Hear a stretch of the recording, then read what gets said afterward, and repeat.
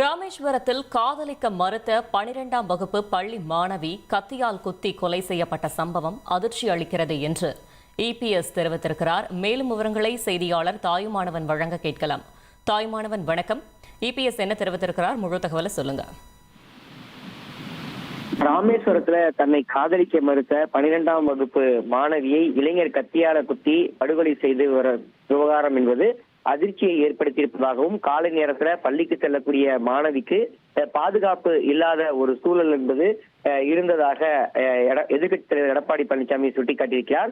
குறிப்பாக பள்ளி மாணவியை கொலை செய்யும் அளவிற்கு குற்றவாளிக்கு இவ்வளவு துணிச்சல் எங்கிருந்து வந்தது? திமுக ஆட்சியில சட்டம் ஒழுங்கு என்பது சீர்கேட்டு இருப்பதாக அவர் சுட்டிக்காட்டியிருக்கிறார். மேலும் முதலமைச்சர் மு க ஸ்டாலினுடைய ஆட்சியில தொடர்ந்து பொதுமக்கள் மற்றும் பெண்கள் அச்சத்துடனேயே ஒவ்வொரு நாளையும் கடக்க வேண்டிய அவலச்சூழல் தமிழகத்துல இருப்பதாகவும், தமிழகத்திற்கு இது தலைகுனிவாக இருப்பதாக அவர் சுட்டிக்காட்டியிருக்கிறார்.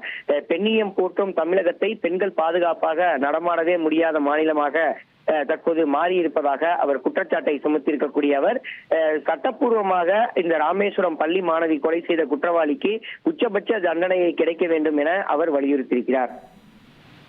தகவல்களுக்கு நன்றி தாயுமானவன்.